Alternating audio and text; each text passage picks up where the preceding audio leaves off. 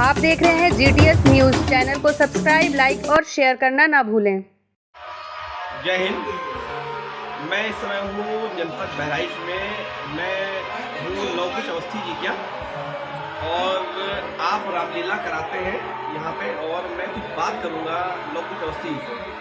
बहुत बहुत स्वागत है। धन्यवाद है, आपका भी स्वागत है। कम से कम ये हमारे सभी ग्राम सभा का एक सौभाग्य है कि आप जिला अध्यक्ष इतने बड़े पोस्ट पर होने के बावजूद आप आए, इसके लिए आपको बहुत बहुत धन्यवाद है।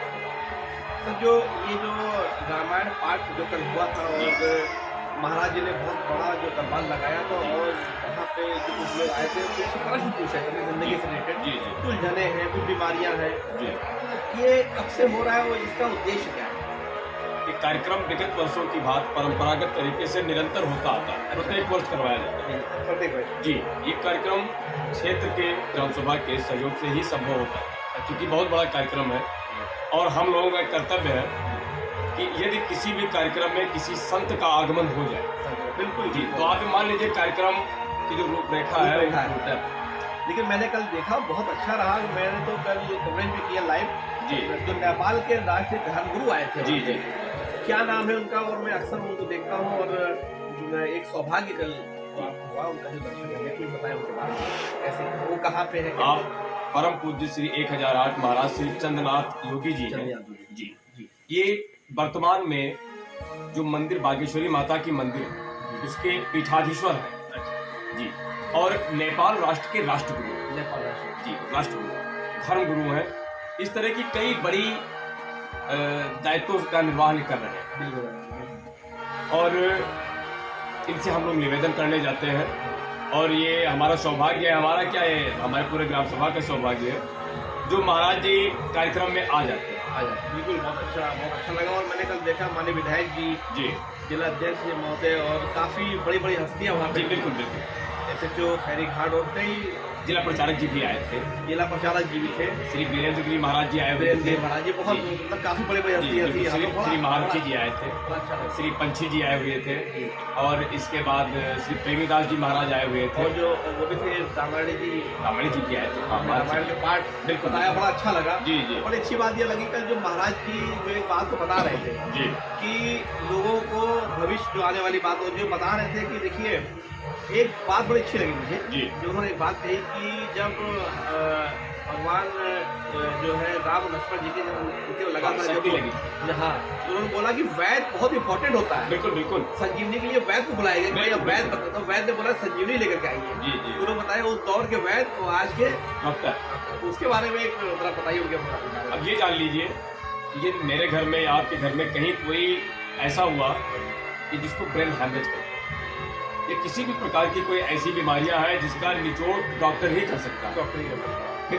फिर हमको भूत प्रेत पिशाच संकनी डंकनी इनके पीछे भागने की कोई आवश्यकता नहीं। ज़्यादा ग्रामीण क्षेत्रों में आपको ज़्यादातर देखने को ये मिलता है कि इनको भूत पकड़े हुए हैं, इनको प्रेत पकड़े हुए हैं, और भूत प्रेत करते करते उसका देहांत हो जाता है। देहांत होता है, बिल्कुल सही। जिनको मरने की कगार पर नहीं होता है, उसकी अल्प आयु है, अभी 18 साल 20 साल 25 साल, लगभग 60 साल तक उसको जीना है, मगर जी नहीं पा रहा है। इसका मेन कारण है कि एक तो हमारी अज्ञानता है, अशिक्षितता है, क्योंकि हम अशिक्षित हैं। यदि शिक्षापूर्ण व्यक्ति होगा तो सबसे पहले डॉक्टर के पास जाएगा।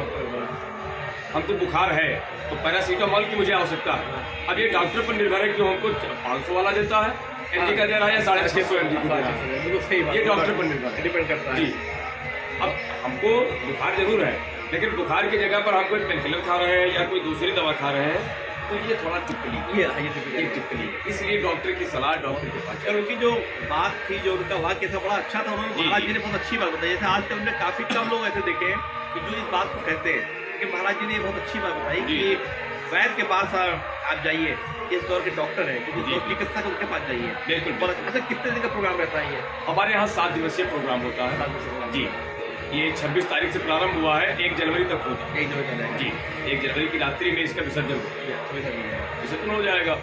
और दिव्य दरबार जो लगाया गया महाराज के द्वारा, दिव्य दरबार, जी, ये हमारा सबका मान लीजिए सौभाग्य ही है। मेरा ये कार्यक्रम करने का कोई उद्देश्य नहीं, न तो मैं महाराज जी को जानता था प्रत्यक्ष रूप से। एक कॉल के माध्यम से जानकारी हुई कि आपके यहाँ संत समाज के लोग आ रहे हैं, बड़े दूर दूर से संत आते हैं, और इसलिए मैं वहाँ दरबार लगाना चाहता हूँ। मैंने तुरंत हाँ कर दिया कि आपका हार्दिक स्वागत, वंदन, अभिनंदन है। आप आइए, आपका स्वागत है।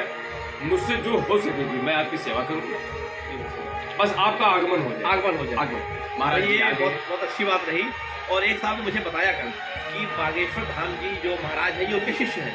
हाँ, ये हमको भी अवगत हुआ है, जानकारी की। हाँ, कल मैं बड़ी बारीकी से शिष्य को देख रहा था कि जो कल जो यहाँ पे आए थे महाराज जी, जिनका सौभाग्य हम लोग प्राप्त हुआ उनके दर्शन का, वो बागेश्वर धाम जी के शिष्य थे वहाँ। जी बिल्कुल। आखिर में क्या संदेश देना चाहते हैं? भाई मैं तो हमेशा ही कहना चाहता हूँ कि अगर अपने धर्म को, चाहे मैं हूँ चाहे आप अपने धर्म को बचा के रखें, अपने धर्म का हमेशा आप उपयोग करें, धार्मिक चीज़ों को लोगों के बीच में लावें, बिल्कुल सही, जिससे हमारा धर्म, आपका धर्म, सबका धर्म सब मिलजुल करके आगे बढ़े, संभाव बना रहे और सबकी समन्वय और समरसता बनी। कहीं ऐसा ना हो कि हम रामलीला करवा रहे हैं, आप कुछ और करवा रहे हैं, वो कुछ, लेकिन सबका सिस्टम एक ही है। धार्मिक काम होना चाहिए। बहुत अच्छा लगा जो लोगों जी बहुत अच्छा लगा, राम बहुत अच्छा लगा, और बहुत ही अच्छा लगा कि आपसे बात करके। जय हिंद, जय भारत।